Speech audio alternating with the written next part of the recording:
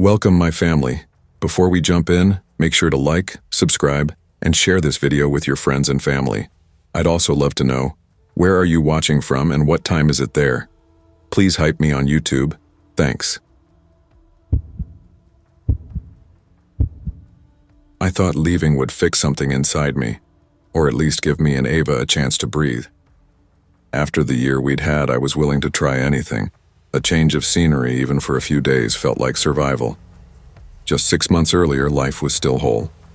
Daniel kissed me goodbye on a sharp, cold December morning, his breath steaming in the air as he promised he'd be home by summer. He'd taken a short-term contract in Cape Town, South Africa. 3 months of solid pay, perfectly timed before Ava started second grade. We made it work. Every night we FaceTimed, his face pixelated but still his, and we'd count down the days while making plans for a beach vacation when he got back. Then came the call. It was 3:42 a.m. when my ringtone cut through sleep like glass shattering. Sometimes I still hear it echoing in my head.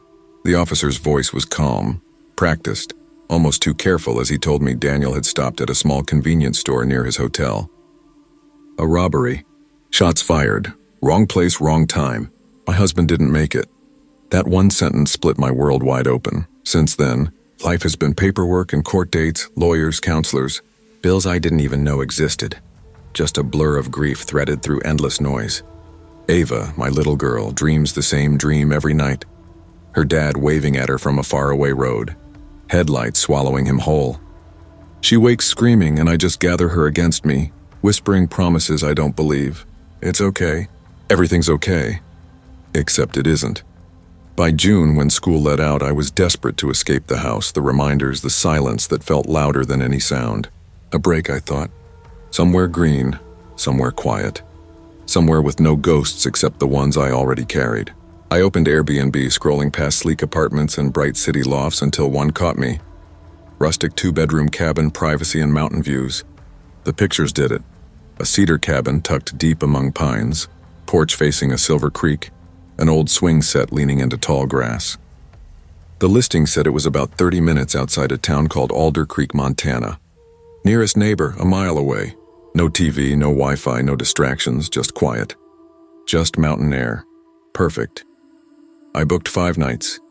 We flew from Denver to Missoula, rented a silver Subaru, and drove north under a sky so blue it looked painted. Ava sat in the back seat with her stuffed bunny, tracing cloud shapes against the window. "Do you think there are bears here?" she asked, voice curious but small. "Probably," I said, forcing a smile. "But they don't like people. They'll stay away." She nodded, satisfied, and went back to watching the blur of trees. The highway bled into back roads, then into gravel. My phone lost service about 20 minutes outside Alder Creek. A green road sign appeared, worn but legible. Kerr Ridge, 14 Ming. That was us. The road narrowed, winding between towering pines so thick they swallowed the light. A creek glittered beside us, tumbling over smooth stones. Ava leaned forward, her eyes wide for the first time in months.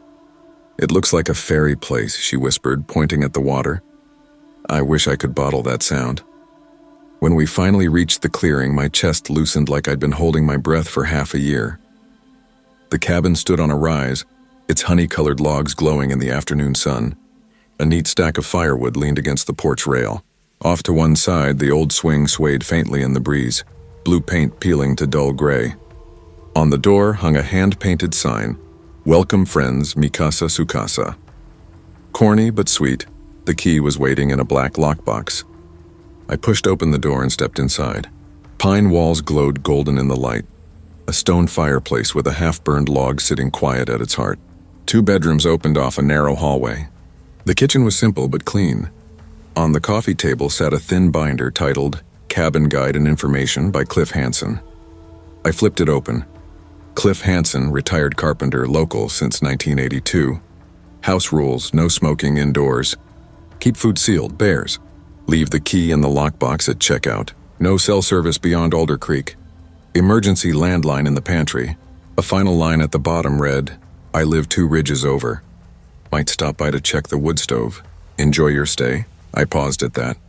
A stranger stopping by unannounced would have felt strange back home, but here it made sense. Rural life was different. People looked out for each other. We unpacked, roasted hot dogs on the porch, and watched the sky melt from pink into deep purple.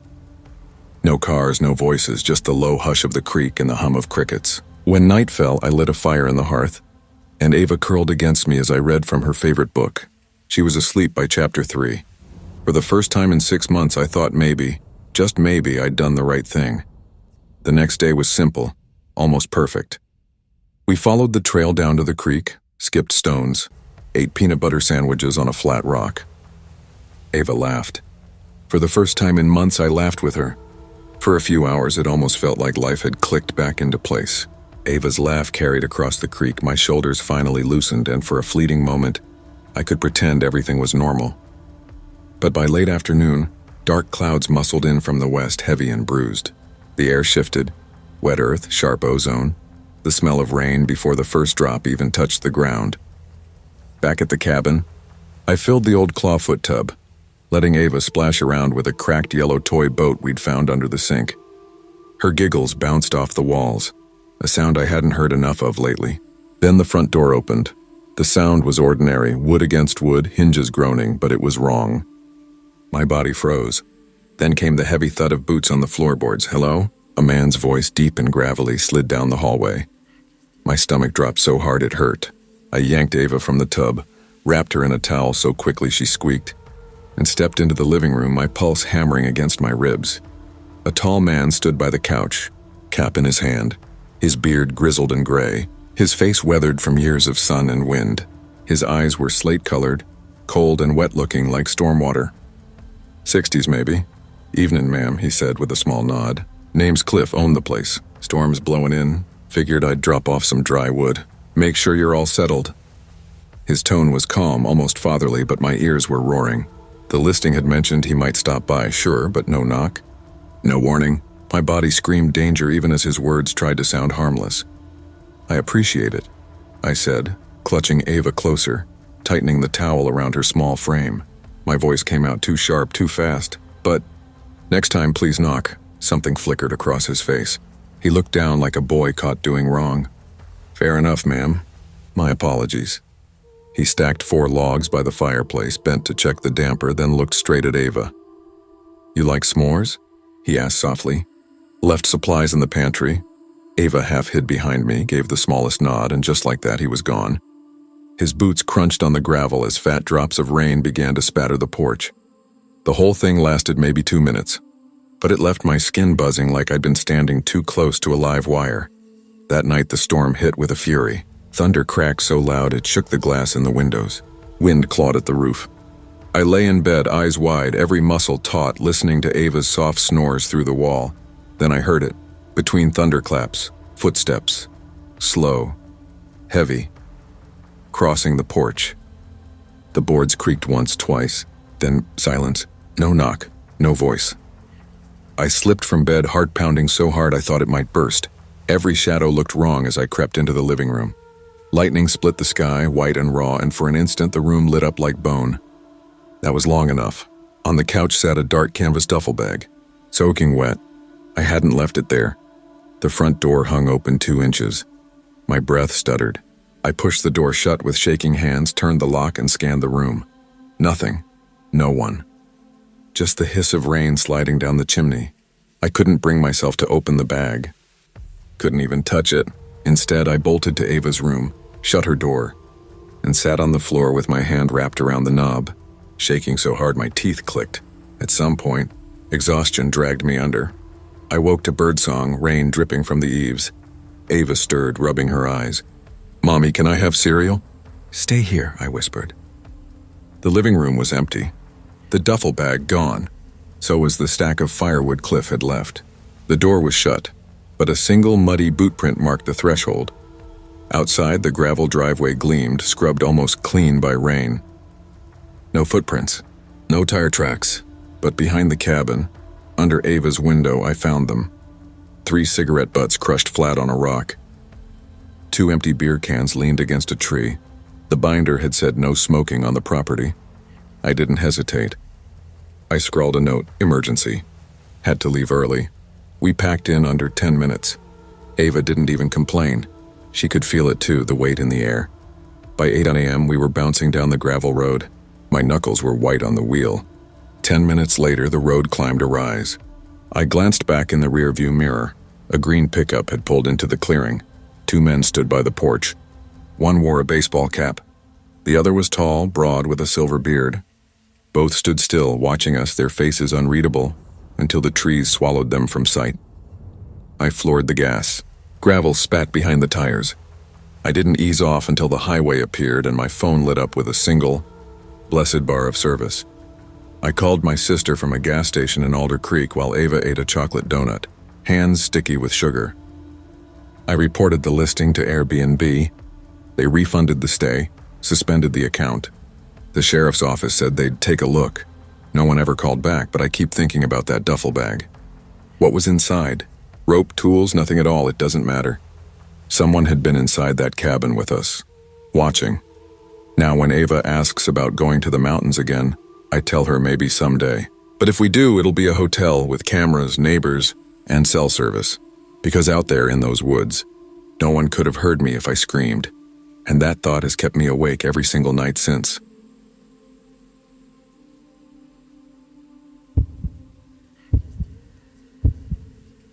I've always believed nature could mend almost anything. The sharp sweetness of pine, the hush of wind weaving through tall trees, the kind of silence you just don't get in a city.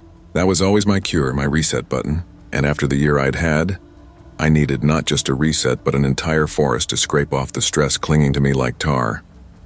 By late September 2023, I finally hit the wall at work. The kind of wall where your brain feels heavy, like wet concrete, and every email smacks you like a slap across the face. I was done. Done with 12-hour days staring at a screen. Done with the endless drizzle that coated Tacoma in gray, like living under a soggy blanket. Jason, my husband, had been repeating the same thing for weeks. You need a break, Mia. We both do. That Friday night, after yet another soul-sucking Zoom call, I gave in. I opened the Airbnb app, typed in the words that felt like medicine. Lakefront cabin. That's how I found it. A rustic one-story on Clearwater Lake, tucked into the Cascades about 2 hours east. The photos hooked me instantly. Wooden walls, green metal roof, wrap-around deck, and a narrow path that led straight to a private dock stretching into glassy black water. Behind it, a wall of fir and cedar stood tall like sentinels.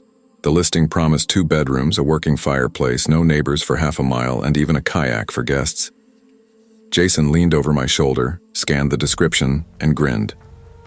Book it before someone else does. So I did. 1 week in late October, right when the leaves would be fire and gold. I thought I was buying peace. Instead, I bought the worst week of my life. We left the city early Sunday morning, coffee steaming in our travel mugs, a cooler full of groceries packed in the back of Jason's SUV. The farther we drove, the thinner the highway grew, 4 lanes shrinking to 2, then to a winding strip carved through dripping moss and cliffs. Cell service blinked out somewhere past a wooden sign. Welcome to Clearwater County. By the time we hit the dirt road that led to the cabin, the sky was already bruised with dusk. The GPS pin hovered like a question mark as the SUV jolted over potholes, branches scraping against the doors. Then suddenly the trees parted and there it was, the cabin. Exactly like the pictures, maybe even better. Warm orange light spilled from the front window where the host had left a lamp glowing. Jason killed the engine and whispered, "God, this is wow." I stepped out, boots sinking into damp soil, and just stood there breathing. The air smelled like rain mixed with cedar sap, sharp and almost sweet. The lake shimmered beyond the trees, reflecting the pale ribbon of a rising moon. For the first time in months, I felt my shoulders drop, the knot inside me loosening. Inside, the cabin was cozy in a lived-in way. A stone fireplace, shelves stacked with dog-eared paperbacks, 2 small bedrooms, a bathroom faintly scented of bleach, and a wide living area with a picture window staring out at the water. On the counter sat a guest book filled with notes from couples and hikers. Peaceful, perfect escape. We unpacked, cracked open a bottle of wine, and toasted to 7 days of no Slack pings. No deadlines, no neighbors banging through thin walls. That first night, I slept deeper than I had in months. Monday and Tuesday unfolded like a dream. We hiked Clearwater Ridge, Roasted marshmallows on the deck, even took the kayak out, drifting across water so still it looked like obsidian. Nights were for firelight, laughter, and silence thick enough to hear our own breathing. Jason kept saying, "Best idea you've ever had." By Wednesday, I felt like myself again, lighter, alive, no longer haunted by unread emails. But Thursday night changed everything. We were in the living room. Around 9:45 p.m., Jason thumbing through a paperback while I half-watched an old comedy on my laptop. Rain tapped gently on the roof. Smoke from the fireplace perfumed the room. I was drifting toward sleep when 3 knocks broke the air, sharp, polite, and completely out of place. Jason froze. "Were you expecting someone?" I laughed softly. "Out here? No way." He set the book down and I muted the laptop, my chest tightening. The knocks came again. 3 quick raps, like a delivery driver who didn't want to wait. But there'd been no engine, no crunch of gravel. Just rain and trees whispering in the dark. Jason grabbed the flashlight, flicked on the porch light, and cracked the door. A man stood there, dripping rain, holding a mountain bike. Mud streaked his calves, spattered across his windbreaker. A small headlamp sat crooked on his helmet, casting a faint, wobbly glow. He looked maybe in his late 20s, cheeks flushed pink from the cold, breath puffing white into the night. "Sorry to bother you folks," and he said, voice soft but with a slight tremor. "Name's Ryan. I came up to ride Clearwater Ridge, but I didn't plan for how dark it gets out here. My phone died, and I don't feel great about riding back on that trail in the rain. Any chance I could? I don't know. Crash on your porch until morning?" Jason hesitated, and so did I. The Airbnb rules had a bright red line about no unregistered guests, but the guy seemed harmless, just a tired cyclist who'd misjudged the weather. Jason glanced at me, and I could read the debate flicker across his face. Finally, he stepped back. "Come in for a bit," he said. "At least you'll warm up." Ryan's relief was almost visible. He smiled like we'd saved his life. We set him up on the couch with a quilt, handed him a plate of leftover chili. Polite, almost painfully so, he thanked us 3 times. He told us he'd been biking solo from Portland, hopping from trail to trail. No weird questions, no odd energy, just a guy who seemed genuinely grateful for dry socks and warmth. By midnight, we all turned in. Jason and I to the back bedroom, Ryan curled up on the couch. I lay awake for a while, listening to rain tap against the roof, thinking about the strangeness of hosting a stranger. But he seemed safe, harmless. Morning came, and he was gone, already packing his bike. On the counter, a $20 bill for electricity and hot water. He thanked us again and pedaled off down the gravel road. Jason watched him disappear into the trees. "Well, fun," he said. "That was weird." By noon, we'd forgotten him. Our last night Sunday started perfectly. We grilled steaks on the deck, sipped whiskey by the fire, talked about making this an annual escape. Rain returned after dark, soft and steady, drumming the roof like fingers. Around 3 a.m., a sharp, brittle sound woke me, glass striking tile. My heart thudded. Jason stirred beside me. "Did you hear that?" "Yeah," I whispered. We got up, Jason grabbed the flashlight, and we crept into the kitchen. The beam cut through shadows, landing on a broken glass on the floor. The small window above the sink was open, rain dripping in. Cold air carried the smell of wet earth. Jason frowned. "I thought we latched this," I said, voice thin even to me. He shut the window, locked it, swept up the shards. We listened for a long minute. Only the rain and the trees answered. Finally, we went back to bed. Morning came gray and heavy. I walked into the kitchen to start coffee and froze. "Mia!" Jason called, but I couldn't answer. Muddy footprints, thin, narrow, heel-to-toe, crossed the floor from the window to the hallway toward our bedroom and back again. 2 of Jason's shirts were gone, my Kindle, and the envelope of cash we'd brought for groceries. The cabin had a single security camera over the sliding door. Jason pulled the memory card, loaded the footage. At 3:02 a.m., a figure appeared outside the kitchen window. Gloved hands eased it open. He slid inside, crouched on the counter, then dropped silently to the floor. When the glass broke, he flinched but didn't run. Instead, he crept down the hallway toward our bedroom. On the screen, we watched ourselves. Jason with the flashlight, me behind him. The intruder pressed flat against the pantry door, shoulders nearly brushing Jason's if he had stepped back. After we returned to bed, he methodically gathered clothes, electronics, and cash. Then he slipped out the same way, jogging toward the trees. For a split second, his headlamp flicked on, and that's when I saw his face. Ryan. We packed in 15 minutes, didn't even glance at the guest book. The sheriff's office in Mill Creek copied the video. Ryan matched the description of a suspect in 2 other cabin break-ins. Cyclists had reported meeting a friendly stranger on the trail, then later discovering missing belongings. But what haunts me most are the footprints. They stopped at our bedroom door, then turned around. He came that close enough to hear us breathe. The deputy said surrounding counties would be alerted, but transients were notoriously hard to track. Jason and I drove home in silence. That was 8 months ago. They never found him. Sometimes I dream about that pantry door, how close he was and how thin the line is between kindness and danger.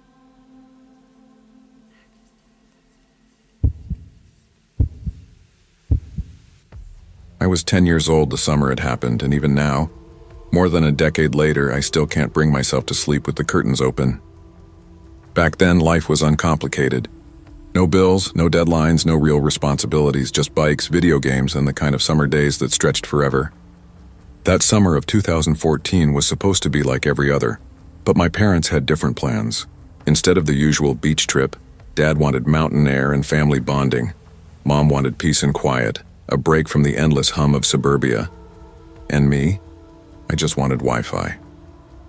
We lived in Kansas City at the time, and Dad stumbled across a cabin rental on some site kind of like Airbnb, though I'd never even heard of it. It's cheaper than a hotel and has character, he said, tapping through the photos on his laptop. The pictures showed a small wooden cabin tucked into thick woods, with the listing title calling it a rustic retreat on Pine Hollow Lane. It looked old but tidy, with a little front deck and a fire pit out back. It's near a state park, Dad explained, sounding proud. He used to camp there as a teenager. He promised hiking trails, fishing spots, a chance to unplug. I nodded, but really, I was already planning how many DS cartridges I could squeeze into my backpack. We left early on a Friday morning in July, one of those mornings where the sun was already bright but the air was still crisp. I pressed my forehead against the car window, watching the world shift. First the suburbs, then farmland, and finally the thick, endless green of Missouri forests. The farther we drove, the fewer cars we saw. When Dad finally turned onto a gravel road, the crunch under the tires felt final, like we had truly left everything behind. Wow. This is remote, Mom said, holding her thermos like a shield. That's the point, Dad grinned. No neighbors, no traffic, just us. The road twisted deeper into the trees until we broke into a small clearing, and there it was, the cabin. Dark wood siding, steep roof, tall pines crowding around like watchmen. At first I thought it looked magical, almost like a picture from a camping magazine, but the silence hit me almost immediately. No birds, no wind, just the crunch of gravel beneath the tires. I hopped out when Dad parked, the air cool and pine-heavy. The smell of damp earth clung to everything. I scuffed the gravel with my sneaker, glancing at the details. A porch with 2 rocking chairs, a rusty lantern dangling crookedly beside the door, a fire pit out back surrounded by stumps for seats. Beyond that, nothing but thick trees pressing against the edge of the clearing. Cool, right? Dad asked, already pulling bags from the trunk. Yeah, I said automatically, though the truth was the silence felt too heavy, like the woods were holding their breath. Inside, the cabin was simple. Plaid couch, small kitchen with outdated appliances, 2 bedrooms, 1 bathroom. The air smelled faintly of cedar, undercut with something older, musty like damp wood left too long in the dark. On the coffee table sat a guest book, thick with handwritten notes. Lovely weekend. We'll be back. Perfect getaway. 5 stars. Mom flipped through it while Dad inspected the kitchen. I drifted to the back window and stared out. The trees pressed so close it felt suffocating, as though the forest itself was inching forward. That first night seemed normal enough.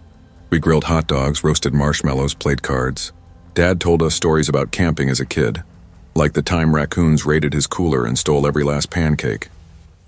I laughed, but each time the woods went silent, a weight settled in my chest, a crawling awareness that we weren't really alone. When night came, it was dark, not suburban dark with a few street lamps, but a suffocating black that swallowed the windows whole. I brushed my teeth in the small bathroom, staring at my own face in the cracked mirror, trying not to think about how far we were from anyone. I crawled into bed, the drone of crickets and frogs seeping through the walls. My parents' voices were a soft murmur down the hall. Eventually, I drifted off. Somewhere in the night, I woke up. My bladder ached. I checked Dad's old wristwatch on the nightstand, 2:04 a.m. The cabin was hushed except for the faint hum of the fridge. I slipped out of bed, careful on the groaning floorboards. The bathroom was down the hall, just past a narrow window overlooking the front porch. As I shuffled by, something caught my eye. I froze. At first, I thought it was just the reflection of a tree, some trick of shadows. But no, there was a man, standing motionless in the clearing just beyond the porch. He wasn't moving. He wasn't pacing or waving or trying to get closer. He was just standing there. My breath caught sharp in my throat. The man wore a mask, a plain white mask, smooth as porcelain with two empty black holes where the eyes should have been. No features, no expression, just blank. But his head was tilted ever so slightly, like he was studying me. Curious. Every hair on my body prickled. My hand clamped down on the wall for balance, but I couldn't move, couldn't scream. It was as if my body forgot how to breathe. We just stared, or rather I stared. I don't know if he could actually see me in the dark hallway, but something deep in my gut told me he could. He knew I was there. Then slowly, deliberately, he tilted his head the other way. Like he was nodding to me. Like he was acknowledging me. Something in me snapped. My legs finally listened, and I bolted, tearing down the hallway, bursting into my parents' room. I shook my dad hard, my voice breaking. Dad, there's someone outside!" Dad sat up, disoriented, his eyes half closed. What are you talking about?" "A man," I gasped, nearly sobbing. "A man wearing a mask. He's out there." Mom blinked awake, her face strained. "What do you mean, a mask?" Dad didn't argue. He swung his legs out of bed, grabbed the heavy flashlight from his bag, and stormed toward the front of the cabin. Mom pulled me against her chest, her hand trembling as she smoothed my hair. "It's okay, honey. You probably just dreamed it," she whispered, though her voice wavered. When Dad yanked the curtain aside, the clearing was empty, nothing but shadows shifting between the trees. He stepped outside, sweeping the beam of the flashlight over the clearing across the porch into the woods. "Nothing.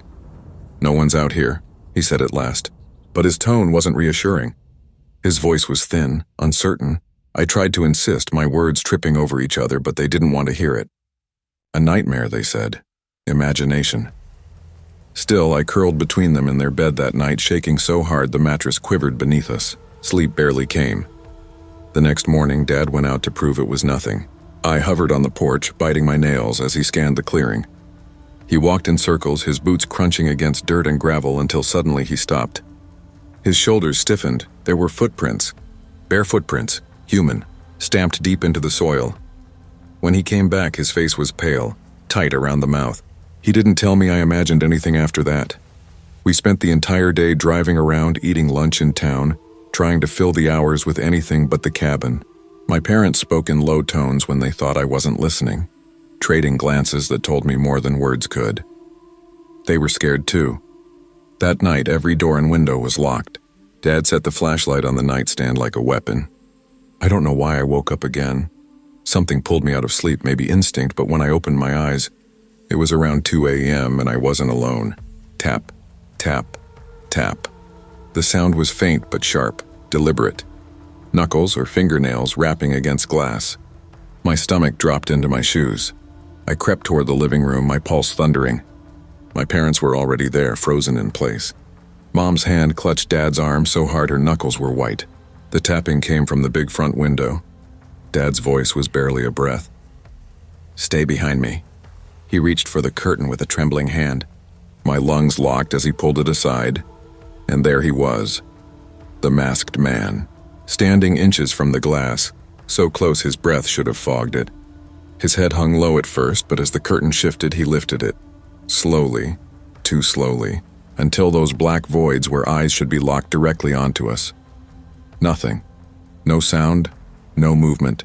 Just that blank, horrible mask staring through us. Dad swore under his breath and yanked the curtain shut. His voice was hard, urgent. "Shoes, now." Mom didn't argue. She snatched her purse, my DS still on the coffee table, and shoved it into her bag before pulling me toward the door. I dared one last glance at the window. The curtain moved just slightly, like fingers brushing it from the other side. He was still there, watching. We ran. The gravel crunched deafeningly under our feet, echoing through the trees. I kept expecting him to burst out of the shadows to chase us, but he never did. We slammed the car doors. Dad fumbled the keys. Then the engine roared to life. As we pulled away, I turned back. The porch was empty, but the forest felt alive, heavy with eyes. We didn't stop until we reached a motel an hour away. None of us slept. None of us even spoke much. We never went back to that cabin. Dad thought about calling the sheriff, but Mom shook her head. What are we supposed to say? That some guy in a mask just stood outside our window? Her voice was a whisper. They'll think we're crazy. Maybe she was right. Or maybe that's exactly what he wanted. I'm 21 now, living in a small apartment in the city, miles away from any woods.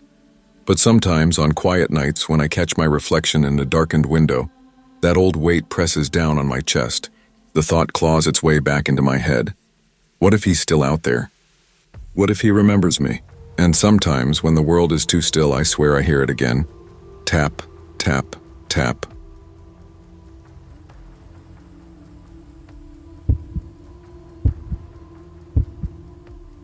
I never imagined a music tour could change the way I saw the world, but October of 2017 did exactly that. We were halfway through a 2-week run across Europe, my bandmates and I, and up until then it had been everything we had ever wanted. We were playing to sweaty, crowded rooms where people screamed our lyrics louder than we could sing them. By day we wandered through new cities, tried strange food, laughed at road signs we couldn't read, and by night we lived the kind of adventure you always tell yourself you'll never forget. And I haven't, but not for the reasons I once thought. Some memories don't just stick. They stay with you like a shadow you can't shake. There were 4 of us. Me, Jake on drums, Ryan on lead guitar, and Liam on bass. Our whole world fit into a beat-up silver Honda Jazz that had racked up more miles than it had any right to. The car sagged with the weight of amps and cases, and we had to wedge things in so tightly that opening the trunk became a gamble every morning. Hours on the road left our bodies stiff, knees aching and legs tingling from lack of circulation, but we didn't complain. Not once. We were too caught up in the dream. Sleep was something we got wherever we could, sometimes in dingy hostels, sometimes balled up in the car. But every so often, a venue owner would take pity on us and offer a place to crash. After 9 hours of driving, nothing feels more like salvation than being handed a set of keys. That night, after a gig in a mid-sized city, I'll call it Rosenheim for the sake of privacy, the club owner casually mentioned they had an apartment we could use. When I heard the word apartment, I pictured cracked walls, cigarette-stained ceilings, maybe a pull-out couch if we were lucky. We all nodded politely, grateful regardless, but when we arrived, it stunned us into silence. The building was old but beautifully restored, tucked between 2 stone facades that looked like they had been standing since the Middle Ages. The apartment itself was on the top floor, and when we stepped inside, it felt like walking into a spread from an interior design magazine. The wooden floors gleamed under recessed lighting. Sleek furniture filled the wide-open space, and massive floor-to-ceiling windows revealed the glow of the city at night. There were 2 bedrooms, each with king-sized beds that looked like clouds, a bathroom big enough to get lost in, complete with a glass shower and a jacuzzi tub, and a kitchen stocked like someone actually lived there. It felt more like a dream than a late-night crash pad. Holy shit, Jake muttered, dragging his bag over the threshold. His voice echoed slightly against the high ceiling. This is nicer than my entire apartment back home. No kidding, Ryan said, already flopping onto a leather couch with a groan of satisfaction. We should just move in. Tour's over. I laughed, but quietly. They were buzzing, full of leftover energy from the show, but my body felt heavy. The last few nights had been nothing but gigs, after-parties, endless chatter, and my mind felt wrung out. All I wanted was silence. When they started tossing around the idea of checking out some local bars, I raised my hands in surrender. I'm sitting this one out, guys. I can't keep my eyes open. You sure? Liam asked, zipping up his jacket. Might be the only time we're in Rosenheim. I gave him a tired grin. Trust me, man, the only thing I want to see tonight is the back of my eyelids. Ryan smirked halfway to the door. Suit yourself, Grandpa. Their laughter faded down the hallway as the elevator doors swallowed them up. The bedrooms were already claimed, which left me the open-plan living area. Honestly, I didn't mind. I unrolled my air mattress on the polished floor near the kitchen and living room, right in the middle where all the doors met. Somehow it felt safer there, like I'd know immediately if someone walked in. As I set up, I noticed a small folded leaflet left on the table beside the Wi-Fi code. I picked it up and scanned it absent-mindedly. This building has stood since 1260, a symbol of Rosenheim's resilience. I blinked at that. The apartment looked brand new, not like it had been around for centuries. Still, I guessed extensive renovations could disguise a lot. The thought of centuries of lives passing through this place made something in my stomach shift, but I brushed it off and set the leaflet down. With my little bed ready, I stretched out, phone in hand, scrolling mindlessly through feeds as the city lights filtered through the blinds in pale stripes across the floor. My eyelids grew heavier with every swipe until finally the glow blurred and sleep pulled me under. What dragged me back was sound, a steady, deliberate rhythm. At first I thought it was part of a dream, but then I opened my eyes. Drip, drip, drip. It was 3:30 a.m. Annoyed, I assumed one of the guys had gone for that jacuzzi bath they wouldn't shut up about and left the tap running. Later, I'd learned none of them had even set foot in the bathroom. At the time, though, I just sighed, dragged the blanket over my head, and tried to let the sound fade into the background. That's when it happened. A sudden pressure on the bottom corner of my air mattress, as if someone had planted a knee right there. The whole thing dipped sharply, the opposite side rising an inch like a trampoline when someone jumps nearby. My eyes snapped open. My pulse hammered so hard I could feel it echo in my skull. For a moment, I couldn't move. My mind scrambled. Dreaming, maybe? Sleep paralysis, but no. I could wiggle my fingers, clench my jaw. I was awake. Then it happened again. Softer this time, more deliberate. Like a hand pressing down. Like someone testing the weight beside me. My throat went dry. Slowly, against every instinct, I turned my head toward the foot of the bed. Nothing. But when my gaze drifted just past the dining table, no more than 2 feet away, my stomach flipped. There was a shape. Human. Standing against the far wall. The blinds let in only a thin wash of city light, just enough to etch an outline. Long, impossibly long hair, so long it nearly brushed the wooden floor. Skin pale enough to reflect that faint glow, and the face, oh God, the face there wasn't one. No eyes, no mouth, no nose. Just a smooth blank canvas where a person's features should have been. I blinked hard once, twice, hoping, praying, but it didn't vanish. It stood there still as a mannequin. My instincts screamed at me to yell, to call the others back, to do something. But when I opened my mouth, no sound came. Fear seemed to crawl inside me and clamp its fist around my throat. So I did the only thing my brain could latch onto. I yanked the blanket over my head like a terrified kid and whispered into the suffocating dark. It's not real. It's not real. Please just let me sleep, please. I don't remember drifting off. Maybe I blacked out from sheer terror. When I opened my eyes again, sunlight poured through the windows, filling the apartment with golden warmth. For a second, the whole thing seemed ridiculous, like a bad dream that shriveled under daylight. Ryan sat at the table, laptop open, coffee in hand, casual as ever. "Morning, man," he said without looking up. I bolted upright, heart still thrashing against my ribs. "Ryan, did you come back in the middle of the night?" He glanced up, brow furrowed. Yeah? "Around 4, maybe." Why? I hesitated. My lips parted, but the words felt absurd. I shut my mouth again, unsure. Before I could decide, Liam shuffled out of one of the bedrooms. He looked awful, eyes sunken, face pale, hands shaking as he fumbled with the coffee pot. "You good, dude?" Ryan asked, grinning. "You look like hell." Liam didn't answer right away. He stirred his mug with a trembling spoon, then finally muttered, flat and tired, "You wouldn't believe me if I told you." That froze me. I set my cup down slowly. "Try me." He met my eyes for a long moment. Then he said, "Someone climbed into bed with me last night." Ryan burst out laughing, but I didn't. The bottom dropped out of my stomach.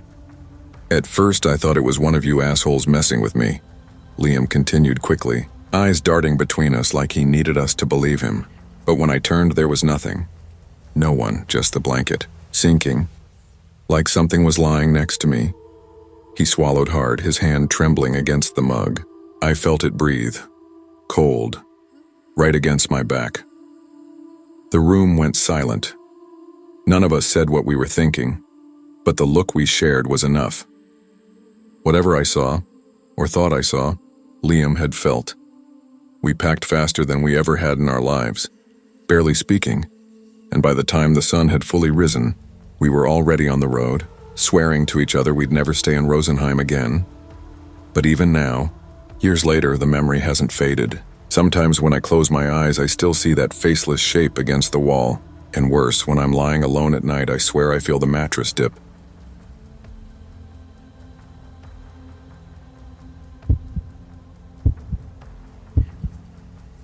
I wasn't even supposed to have that weekend free. I work IT support at a mid-size firm in Manchester, and the past month had been hell. Crashed servers, a ransomware scare, and 2 all-nighters where I lived on Red Bull and crisps. So when my boss finally told me to take some time off to touch grass before you combust, I didn't need telling twice. I texted my girlfriend Lena, "Pack a bag. We're getting the hell out of the city." She replied in seconds with 3 heart emojis, and finally, we'd been together 2 years. Done plenty of little road trips, but not a proper getaway. Just the 2 of us, since New Year's. The timing couldn't have been better. No support tickets, no buzzing Slack messages, no family drama. Just a long weekend where the only sounds would be birds instead of ambulance sirens. I spent an hour scrolling Airbnb before I found it. A stone brick cottage just outside the Lake District, tucked against a tree line, remote without being off the grid. The listing had that cozy but slightly isolated vibe Lena loves. The host's name was Howard. His profile picture showed a man in his 60s, smile lines carved deep into his face, eyes that looked both tired and kind. 40+ 5-star reviews. Words like polite, professional, and unobtrusive repeated again and again, but one detail caught our attention. In the listing's description, bolded, "Top floor is off limits, locked at all times. Guests may use only the lower 2 floors." Creepy, isn't it? Lena said when I showed her, squinting at Howard's photo. Like, why make it such a point? Probably just junk storage, I said, though it did prickle at me. Still, I'll bring my pocket knife. She rolled her eyes, smiling. Yeah, that'll totally stop the ghost of Howard's attic. We booked it. Friday morning we set off. The drive took 3 hours with 2 stops, one for petrol, another for Greg's sandwiches that were, as always, terrible and addictive. The sky was shockingly clear, the air sharp and cold in a way Manchester never manages. For the first time in weeks, I felt my chest unclench. The cottage was even better than the pictures. It sat at the edge of the woods, gravel crunching under our tires as we pulled up. The porch was wide, the kind you imagine with rocking chairs, and the sun filtered through the trees, making everything smell like pine. Inside, the scent shifted, lavender mixed with old wood. The layout matched the listing perfectly, kitchen, dining, and living room on the ground floor. Upstairs, a bedroom and bathroom, and then another short staircase ending at the locked 3rd-floor door. A bolt and keyhole secured it. Out of habit, I tried the handle. Solid. No big deal, Lena said, already wandering with her phone out, snapping photos of the antique fireplace, the lace curtains, the floral armchairs. That night, we cooked pasta, opened a cheap bottle of wine, and played cards until we were tipsy enough to laugh at everything. Later, we curled up on the sofa, half watching Brooklyn Nine-Nine reruns on Netflix when Lena suddenly hit pause. "Do you hear that?" she whispered. I muted the TV. At first, nothing. Then creak, creak, creak. Faint, rhythmic, like someone pacing across old boards overhead. My stomach tightened. I stood, walked to the bottom of the staircase. "Howard," I called, my voice a little too loud. Silence. We both stared at the locked door above. "Raccoons," I said, trying to make it sound casual. "Or squirrels. Old house noises. Could be anything." But Lena didn't laugh. She hugged her knees tighter and muttered, "Raccoons don't wear shoes." The next morning, I texted Howard. "Hey, heard some creaking upstairs last night. Not a complaint, just checking if anyone's staying up there." His reply came fast. "Nope, just old floorboards settling. Happens all the time. Don't worry, you've got the place to yourselves. Enjoy your stay." I showed Lena. She frowned but didn't argue. We tried to shrug it off. That afternoon we went hiking. Lena took dozens of photos. Tree bark close-ups, wildflowers, the stream glinting through rocks. By the time we returned, the sun was low. We showered, cooked again, then collapsed on the sofa. We put on a horror movie but gave up halfway. It dragged too much. Lena tossed the remote to me. "Find something dumb," she said, curling against my shoulder. I started flipping channels. Static, shopping networks, reruns no one asked for. And then we landed on something that made my blood run cold. It wasn't a show. It wasn't a film. The screen flickered into night vision footage. Grainy, green, unmistakably real. A bedroom, empty at first, but the layout was familiar. Too familiar. Same bed frame. Same crooked lampshade. Same curtains we'd shut just hours earlier. "Our room," I whispered. I tried to rationalize it. Maybe some weird channel. A security feed from a different place with the same furniture. But then Lena stepped closer to the TV, lifted her hand and waved. 2 seconds later, the figure on the screen raised her hand in the exact same way. Her tank top, her gold bracelet glinting faintly. Every detail was hers. Lena screamed and dropped the remote like it burned her. We scrambled, flipping channels. One showed the living room, the sofa we were sitting on, the angle from high in a corner. Another, bathroom sink, toothbrushes lined in a glass. Another still outside. Our car in the driveway, red Vauxhall caught in sickly night vision glow. There were cameras everywhere. Holy fuck, we're being watched. My voice came out too loud, panicked. I pulled out my phone, started recording the TV, every channel, every angle. "Call the cops. Now, Lena, call them." Her hands shook so hard she couldn't even pick her phone up. "No police," she said. Her voice was thin, trembling. "What? Are you insane? We need—" She cut me off, eyes wet. "I don't want them seeing us." The shower, the bed, all of it. Her voice cracked, and that was when it hit me. She wasn't just scared of who was watching. She was terrified of what already existed on tape. I swallowed it down, rage boiling under my ribs. "Fine, but we're leaving. Now." We tore through the cottage, stuffing clothes into bags, shoving chargers, shoes, everything we could grab. My hands shook so badly I couldn't get my duffel to zip. It was almost midnight when we dragged the bags out to the car. The gravel crunched loud, too loud, every sound making me flinch. I turned back for one last look, chest tight. That's when I saw it. A figure in the third-floor window. Just a silhouette, pale curtain pulled half aside. Watching. My whole body screamed to run inside, rip the lock open, drag whoever it was into the light. But my legs wouldn't move. I just stood there, heart slamming, until Lena tugged my arm and hissed, "Get in the car, please." We drove. Back in Manchester, Lena made me promise not to post the footage online. No Reddit, no TikTok, and no news. She didn't want strangers dissecting us, screenshotting us in moments that weren't meant for anyone else. So I went to Airbnb. I sent them the recordings, laid everything out. At first they responded like they cared. Apologies, case escalation, reassurances. Then the replies turned cold, robotic. "We're sorry for your experience. Your refund has been processed. The host has been removed." That was it. Howard's account banned. The listing gone. No police involvement, no answers, just corporate template empathy. When I pressed harder, their legal team stepped in. I got a neat, sterile email. Howard had claimed the cameras weren't recording, just live feeds for a social experiment. A prank.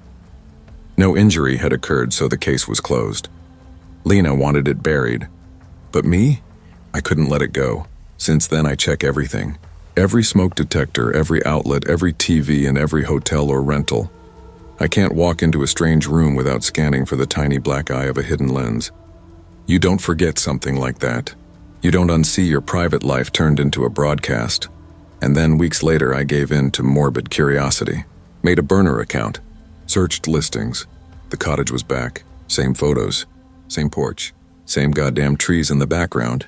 Just a new host name, a different smiling profile picture. I reported it. Airbnb took it down. A week later, it reappeared. Again. There are people out there who do this on purpose, who rent out houses not for the money, but to watch, to invade, to take. Some get caught. Most don't. And if you're telling yourself it couldn't happen to you, maybe you're right. Maybe. But remember this.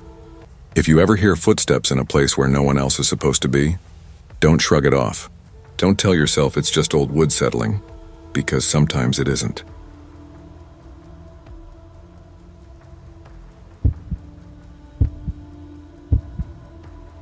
never thought a simple weekend trip could leave scars that still follow me. Whenever I share this story, most people don't take me seriously. They smirk, tell me I've watched too many horror movies, or just brush it off as an overactive imagination. But every second of what happened during those 3 nights in that Airbnb cabin was real. It happened to me. And it changed me forever. My name is Maya Parker, and before that trip I thought I had everything more or less figured out.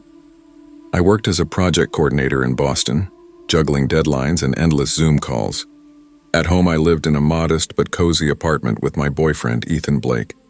We'd been together almost 3 years. Like any couple, we had our ups and downs. Lately, though, it felt like we were just running on fumes. There weren't dramatic fights about cheating or money. It was worse than that. It was silence. Days passed where the only things we said to each other were reminders about bills or questions like, "Did you pick up milk?" Ethan worked nights as a nurse, dragging himself through brutal 12-hour shifts, while I spent my days drowning in conference rooms and spreadsheets. When we did see each other, we were too exhausted to talk, too drained to even try. I could feel something breaking, quietly and steadily. One night, we sat across from each other in our cramped little kitchen, eating lo mein out of cardboard boxes. The fluorescent light buzzed overhead. He looked like a ghost of himself, hair unkempt, shadows under his eyes. I realized if we didn't do something soon, whatever we had left might not survive. "We need a break," I said, setting down my chopsticks. His eyes flicked up, tired and guarded. "A break?" "Not from each other," I said quickly, leaning forward. "From everything else. Work, stress, the grind. Just a few days. Somewhere quiet. No phones, no emails. Just us." He leaned back in his chair, folding his arms. "And where exactly do you think we're going? It's almost Christmas and I've got a pile of extra shifts lined up. It doesn't have to be far." I pulled out my phone, the listing already open. I'd been looking at it all week, like a secret wish. "Here, look." He took the phone and scrolled through the pictures. A small wooden cabin in rural New Hampshire, surrounded by dense forest, a frozen lake glittering just beyond the tree line. The ad promised peace, privacy, and a stone fireplace. "It looks remote," he said. "That's the point." I smiled, feeling hopeful for the first time in months. 3 nights, Friday to Monday, just us. "We need this, Ethan." He studied the screen for a long moment and then finally nodded. "Okay, let's do it." And for the first time in months, I saw him smile without forcing it. Friday came faster than I expected. We packed our bags, stuffed the car with snacks, extra blankets, and too many sweaters. By noon, we were on the road, music low and conversation minimal. The drive stretched to 3.5 hours, winding deeper into narrow back roads. The further we went, the more the world seemed to fall away, swallowed by bare trees and winter silence. By the time the GPS cheerfully announced, "You have arrived at your destination," the sun was already dipping, casting long skeletal shadows across the woods. For a terrifying second, I thought we were lost. The driveway was nothing but a gravel path buried between dark pines. Then just beyond a bend, the cabin appeared. It looked like something from a snow globe postcard. Small, rustic, smoke curling lazily from the chimney. "Wow," I whispered as we pulled up. The host had left the lights on for us, warm and golden against the gray forest. Inside, the place looked exactly like the photos. Wood-paneled walls, wide windows, a massive stone fireplace. A tiny Christmas tree sat in the corner, already decorated, its colored bulbs twinkling faintly. "This is perfect," I said, dropping my bag by the couch. Ethan gave a faint smile. "Yeah, not bad." We unpacked, threw together a simple dinner, and later curled up by the fire with glasses of wine. For the first time in months, I let myself believe maybe we were okay, that maybe this little getaway could fix us. But that was before everything changed. Sometime around midnight, I woke to use the bathroom. The cabin was still except for the occasional pop from the fireplace. As I padded past the living room, something caught my eye, the front door. It was unlocked. I froze, staring. I knew for a fact we'd locked it before bed. Ethan had even made a joke as he checked it. City habits die hard. My stomach clenched.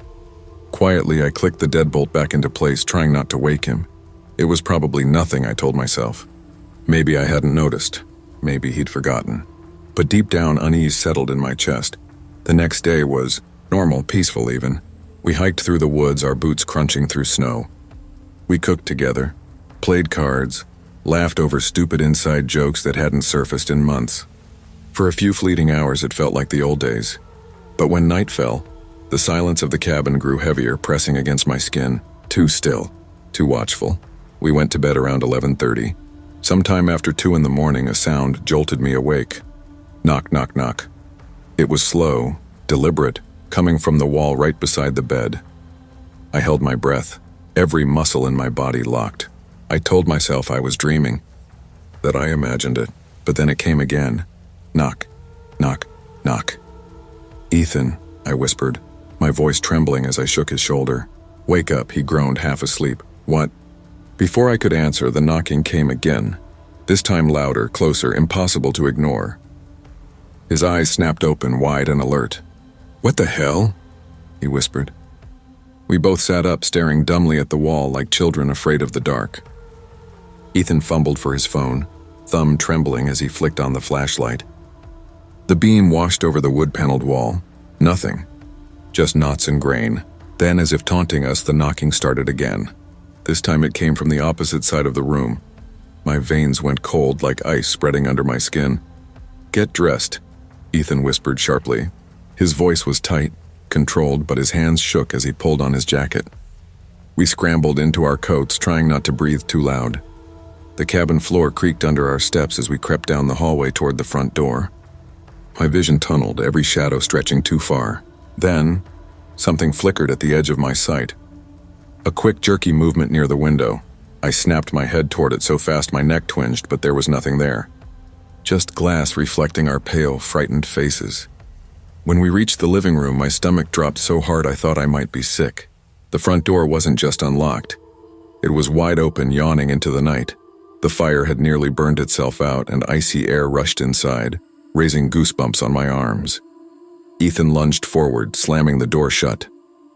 He locked it with fumbling hands, his breath coming fast. "Maya," he whispered hoarsely. "Someone was in here. That's when we saw it, a wet footprint on the wooden floor. Bare, human, we didn't sleep." Not a minute. Instead, we sat on the couch by the dim glow of the fireplace, every light in the cabin blazing.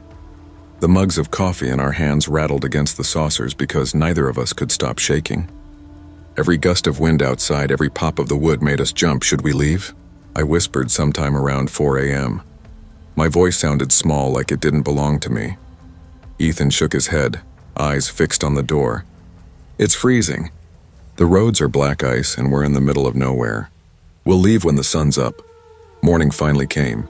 The gray light creeping through the windows was the most beautiful thing I'd ever seen. We searched every corner of the cabin, every lock, every window. Nothing. No scratches, no forced entry. Outside, the snow was untouched except for our own boot tracks.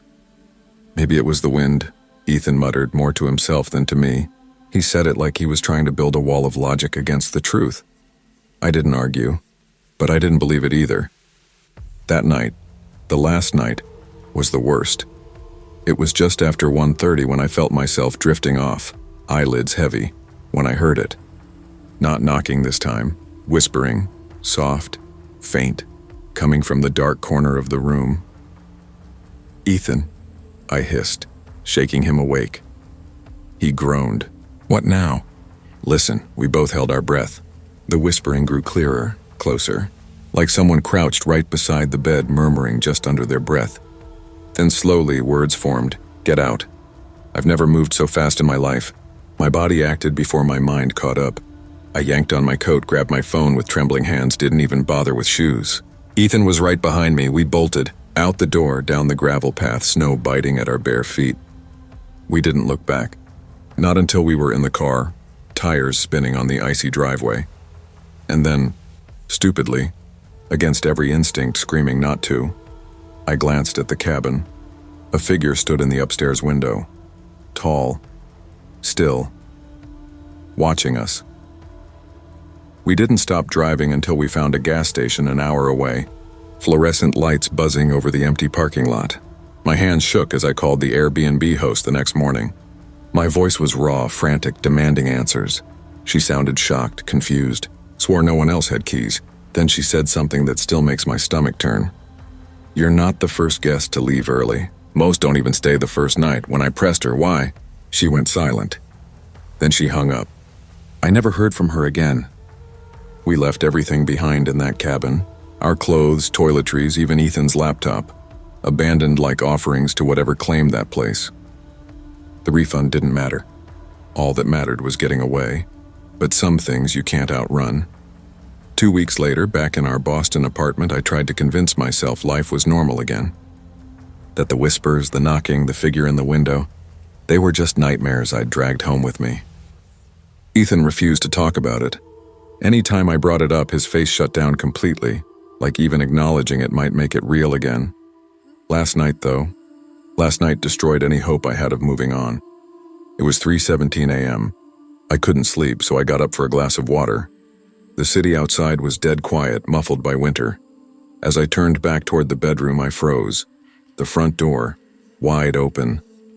Cold air curling across the hardwood like fingers. My pulse thundered in my ears. I stepped closer, praying Ethan had simply forgotten to lock it. But then I saw it. On the floor, gleaming faintly in the dim streetlight filtering through the window. A footprint. Bare. Wet. And then, from the darkness outside, knock. Knock. This time, it wasn't on the wall. It was on the glass of my living room window.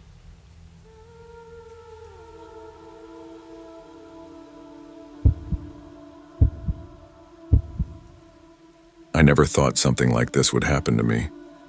Whenever people swap stories about haunted cabins or creepy Airbnbs, I usually roll my eyes and chalk it up to exaggeration.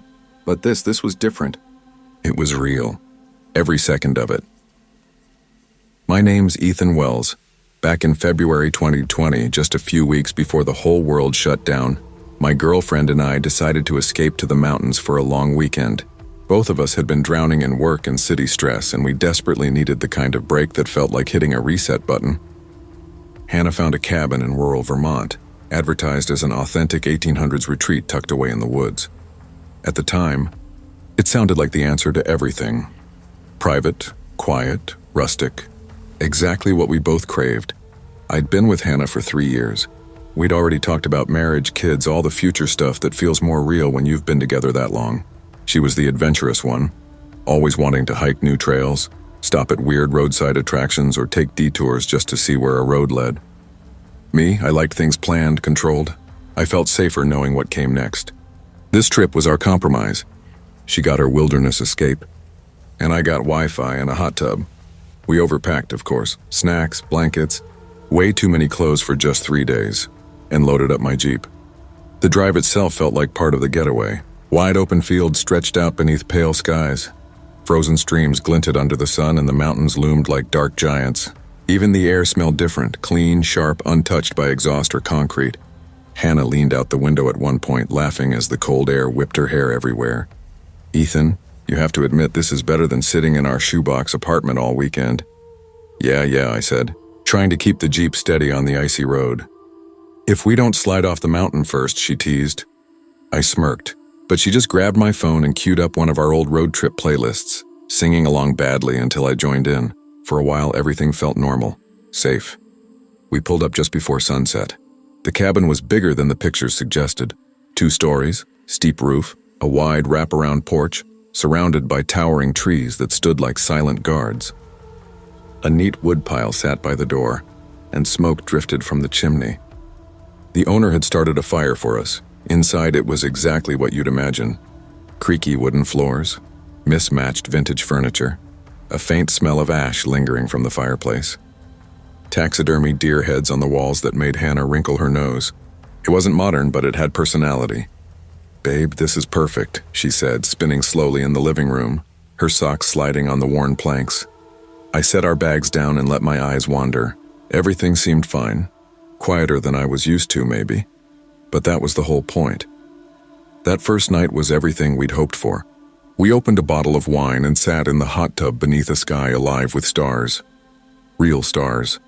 Not the faint pinpricks we got in the city. Later, we curled up inside, streamed a few episodes of American Dad on my laptop, and fell asleep early. Nothing strange. Not yet. I woke around 2 a.m. to a loud bang. It was so sharp my first thought was gunfire. Then I realized it had come from the front door. Hannah stirred, rubbing her eyes. "Ethan, did you hear that?" She whispered, her voice low and tight. Yeah, I whispered back, my chest hammering. I held my breath and listened. Nothing. Just the hum of the old heater. Probably wind, I said, though I knew it wasn't.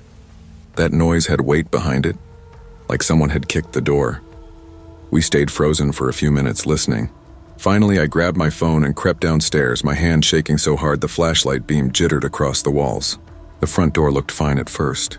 Then I leaned closer. There was a dent near the bottom. What the hell? I muttered. Outside, the path was soft dirt, but no new footprints. Just ours from earlier. I checked the locks, they were still bolted, and forced myself back upstairs. Probably something fell, I lied to Hannah. Or maybe the wood expanded in the cold. Her expression said she didn't buy it, but neither of us wanted to admit we were scared. We stayed awake another hour, whispering about nothing, before finally dozing off again. Day 2. We pushed last night out of our minds, hiked a nearby trail, grabbed greasy diner food in town, and laughed like it was just another vacation. We tried hard to pretend nothing had happened.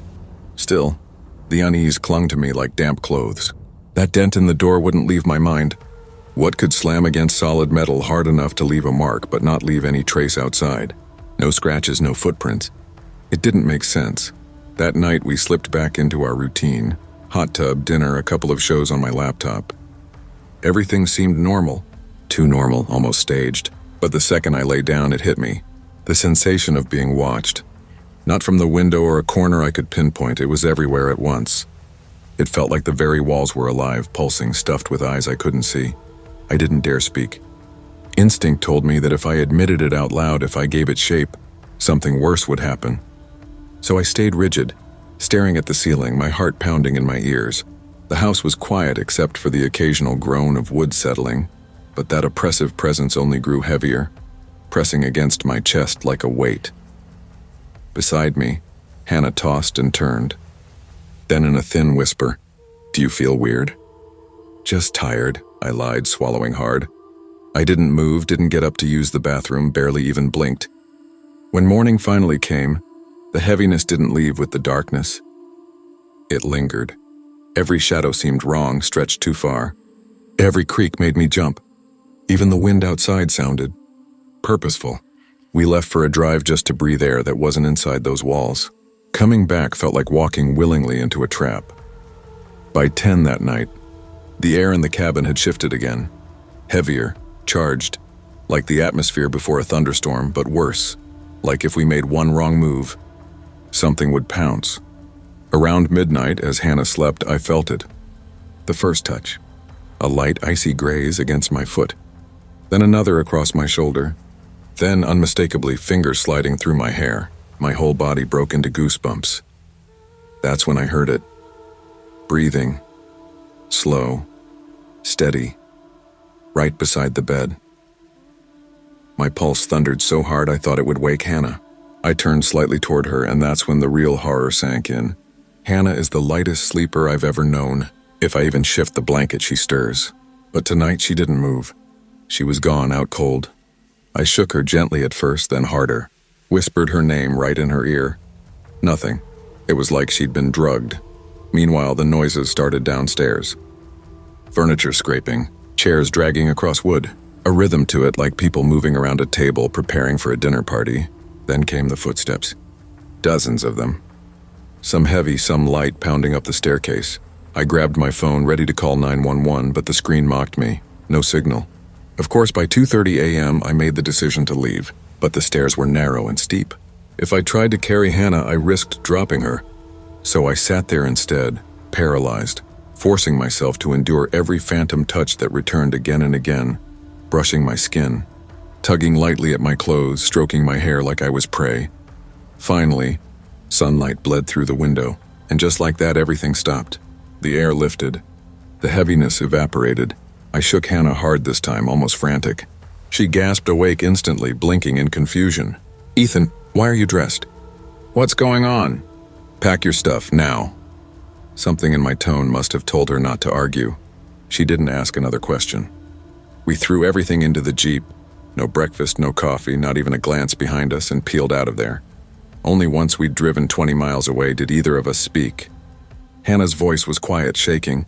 She admitted she'd felt the same dread the first 2 nights, that suffocating pressure. But the third night, she remembered nothing. Just blinking and suddenly it was morning. No dreams, no tossing, just blackness. I don't know what was in that house. I don't want to know. All I know is it didn't want us there. And whatever it wasn't human. When the rental site asked for a review, I gave it 5 stars. Why? Because hosts can review guests too. And the last thing I wanted was to get blacklisted from every rental in the region. So I typed out something meaningless like, "Lovely rustic cabin, very peaceful." But I'll never forget.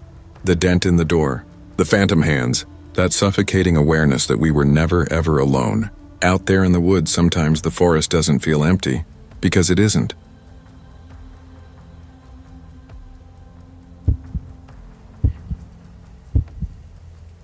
I never used to be the type of person who double-checked reviews. I'd glance at a star rating, maybe skim a line or two and call it good enough. That changed after the cottage. This all went down a few years back when I was still with my ex, Rachel. By then we'd been together for almost 3 years, comfortable but still trying to surprise each other. Her birthday always landed smack in the middle of December, right when holiday chaos hit its peak. Relatives, work parties, obligations stacked on top of one another. I thought I'd be clever and pull her out of all that. Just a couple of quiet days, just us. Something low-key but thoughtful. The kind of gesture that says, "I see you. I'm paying attention." Rachel was teaching then, and I was freelancing as a graphic designer, which meant for once our schedules actually lined up. It felt like a rare chance to do something that mattered. I didn't grow up with fancy trips or even weekend getaways, so booking a place felt like this grown-up way of proving I could make the effort, that I wanted to. The plan had been simple: a boutique hotel in Vermont, something with a fireplace and good sheets, remote but not impossible to get to from Boston. But I waited too long. By the second week of December, every room was gone or going for prices that made my stomach turn. Even grimy motels had jacked up their rates. That's how I ended up doom-scrolling Airbnb at midnight, frustrated, when I stumbled across a listing near some little town in New Hampshire called Whitlow Pines. I'd never heard of it. The house was 3 stories, wooden, built in that faux rustic style. The pictures made it look a little tired, but not awful. Old rugs, mismatched furniture, a wraparound porch half buried in snow. Out of desperation, I clicked. Only 2 reviews. One described it as peaceful but strange. The other just slapped 2 stars and said nothing at all. Not exactly confidence-inspiring, but I convinced myself it might be one of those overlooked gems, something that looked worse online than in person. The host's name was Edgar. His profile picture was this dim, off-angle selfie, balding, pale-eyed, grin pulled tight like a smoker trying to be friendly. His bio said he was a retired woodworker who valued solitude and promised guests would hardly know he was around. That line stuck with me, but at the time I brushed it off. When I showed Rachel, she wrinkled her nose at first. But the porch, the tall evergreens weighed down with snow, that won her over. She leaned into that cottagecore aesthetic. Seeing her light up like that made me believe I'd made the right call. We left Boston on the morning of December 21st, beating the traffic. The drive stretched out quiet, the kind of quiet where you keep turning the radio up then down again because neither feels right. Whitlow Pines didn't even register on Google Maps. Edgar had to email me raw GPS coordinates, which I punched into the car's system. The closer we got, the more the road narrowed. Pavement giving way to gravel, then to rutted dirt. Snow clung to the ground in uneven patches, like the forest hadn't fully made up its mind about winter. The trees pressed in close, branches nodding overhead so that light only came through in thin, cold shards. It was beautiful, sure, but the silence was thick enough that my ears buzzed. We rolled up just after 3. The house loomed bigger than I'd expected, but not in a comforting way. It leaned slightly. Weathered wood gone gray with age. Tall windows that looked too narrow, too watchful. The roof pitched steep and the stone chimney seemed unused, like it had given up years ago. The driveway stretched behind us into nothing. No neighbors, no lamps, just trees swallowing the road. Edgar was already waiting on the porch. He was smaller than I imagined, maybe 5'5", shoulders bent in on themselves, bundled in an old flannel coat. His face was drawn tight, skin pale from too many winters alone. He didn't smile, only nodded as we climbed out of the car.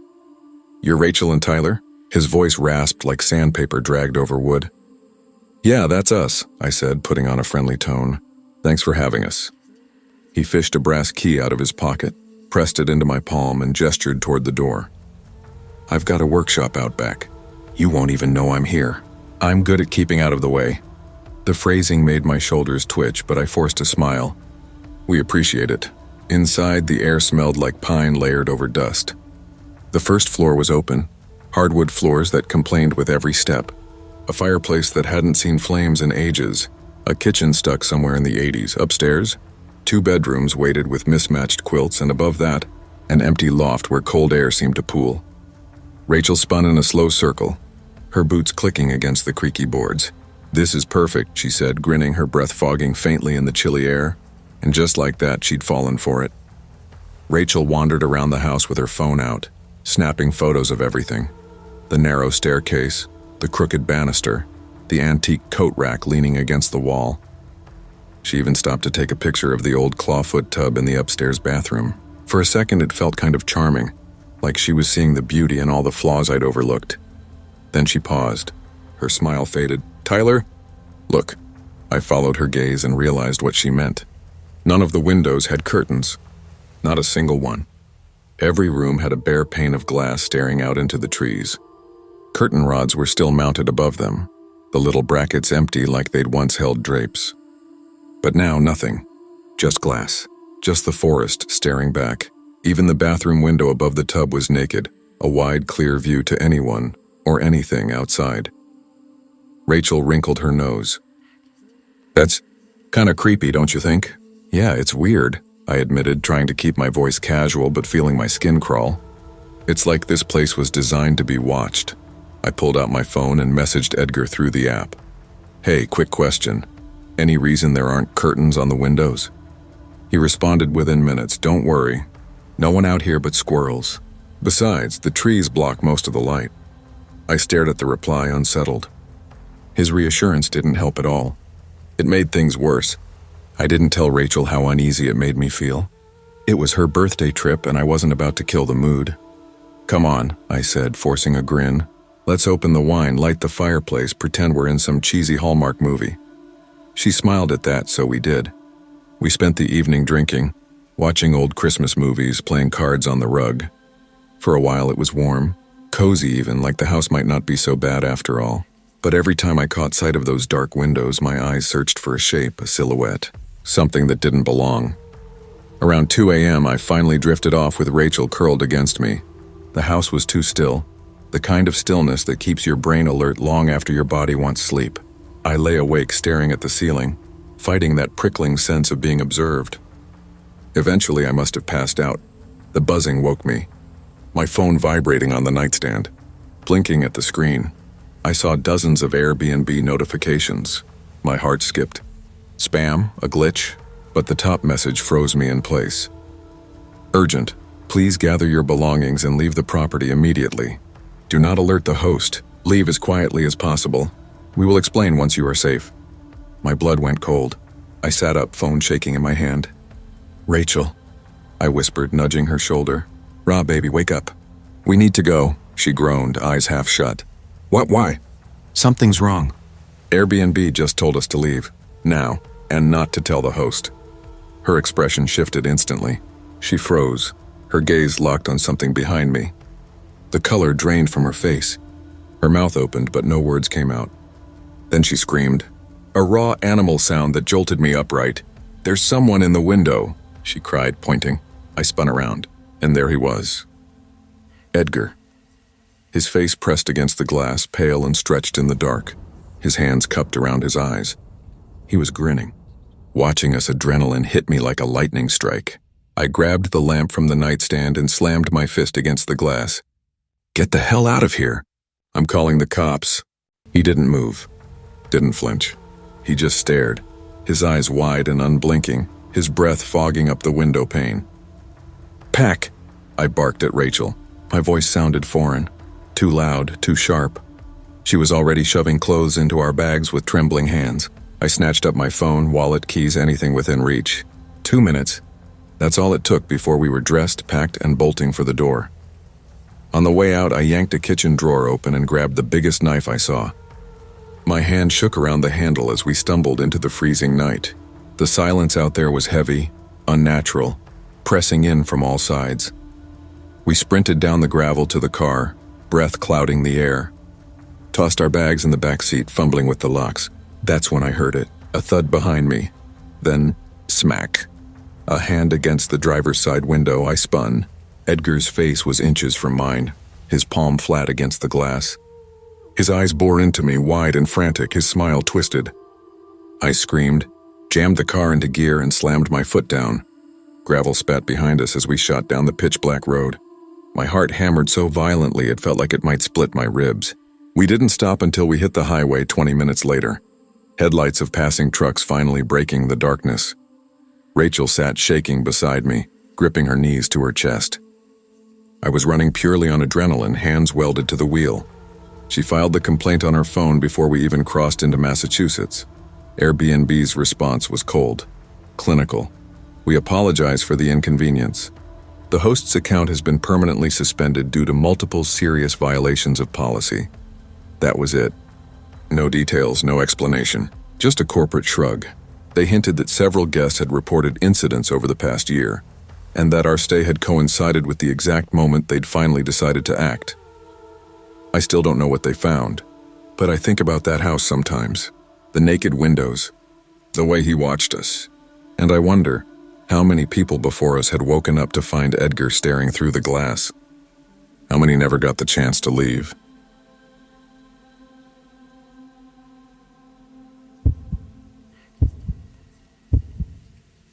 I was 27 when it happened, 2016 to be exact.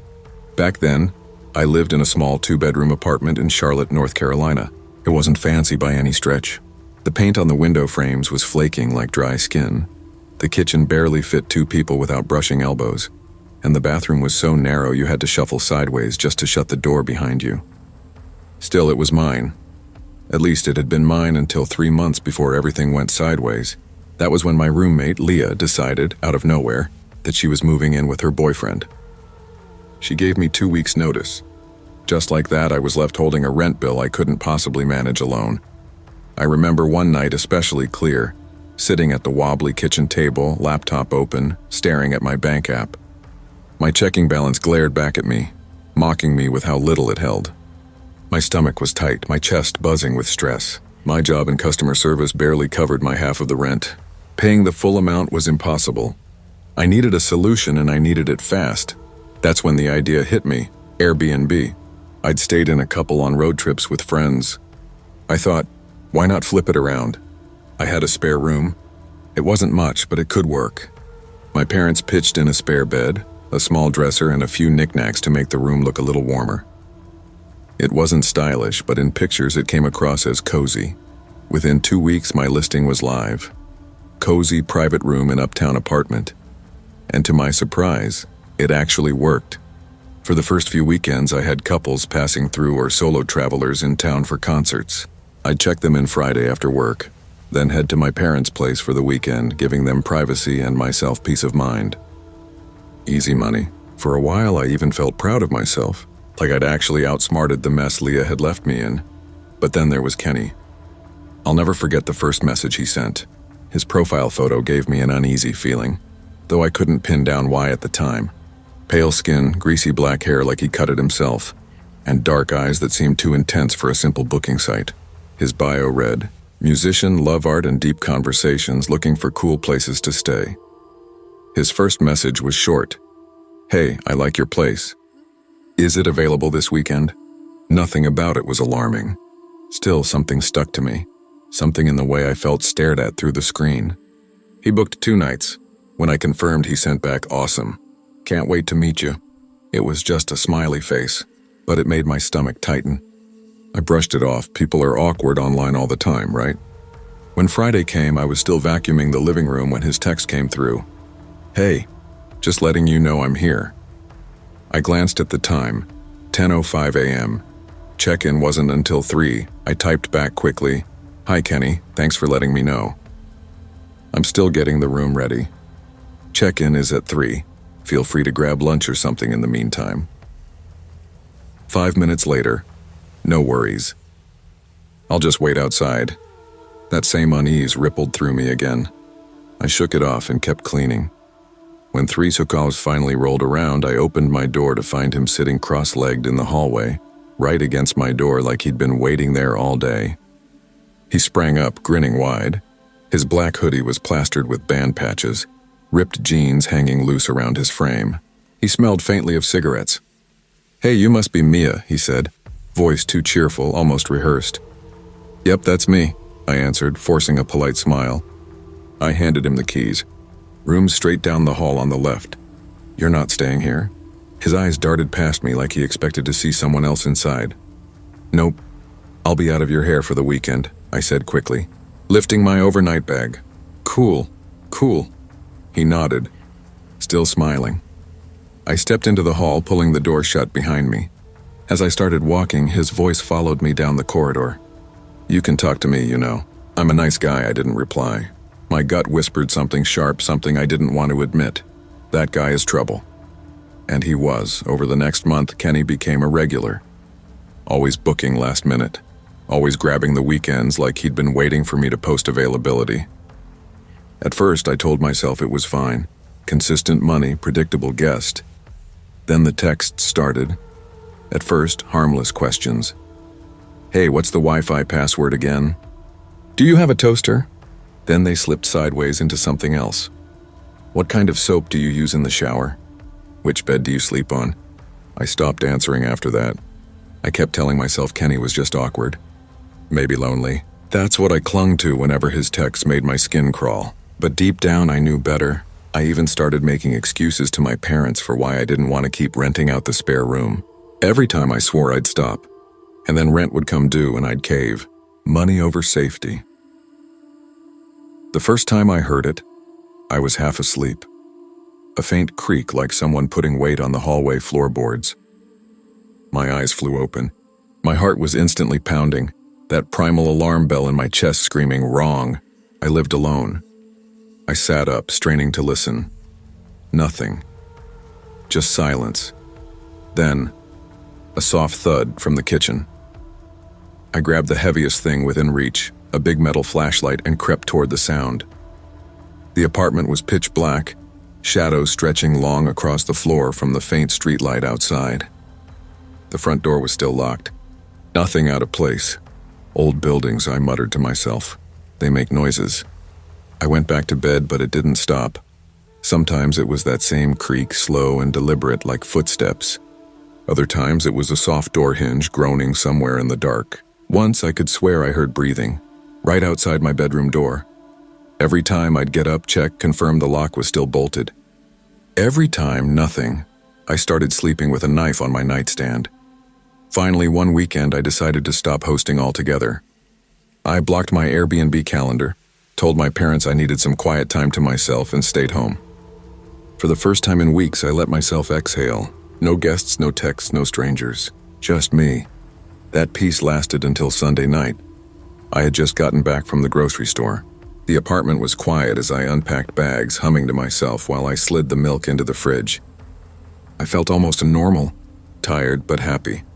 I went to the bathroom to wash up before bed. I flicked the light switch and froze. Kenny was standing there in my bathroom, in my home. He was holding one of my kitchen knives.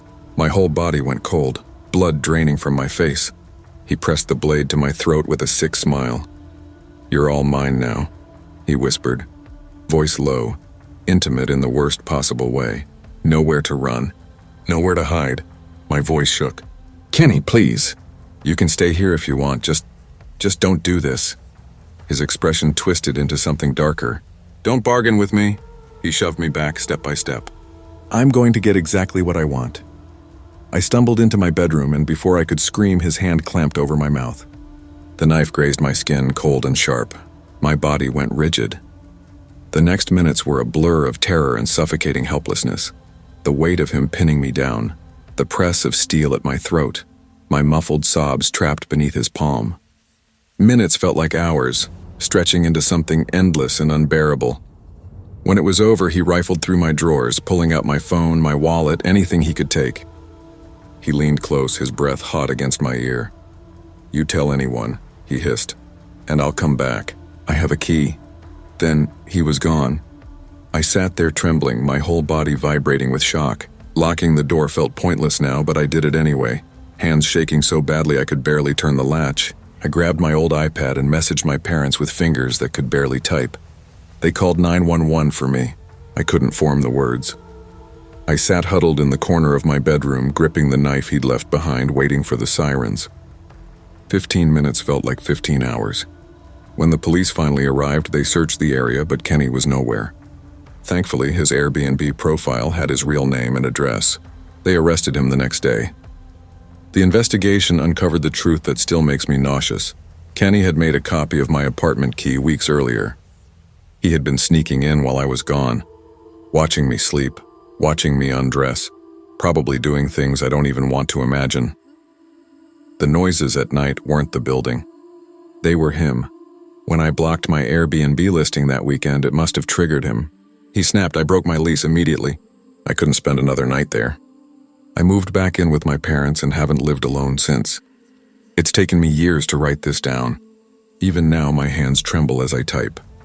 I keep thinking about all the red flags I ignored, the way his texts crossed the line, the smiley face that unsettled me, the fact that I let a stranger have keys to my home. I don't know if I'll ever feel truly safe again.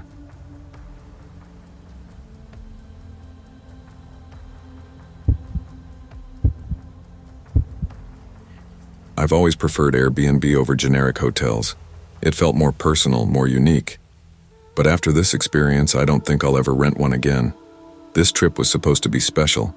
My boyfriend and I had planned a weekend getaway to celebrate our 5th anniversary, booking a charming countryside cottage that seemed perfect for a quiet retreat. The listing showed a picturesque little home with wood-beamed ceilings, shingled walls, and a lush garden complete with a hot tub. The reviews were glowing, praising its comfort and peaceful surroundings, exactly what we were looking for.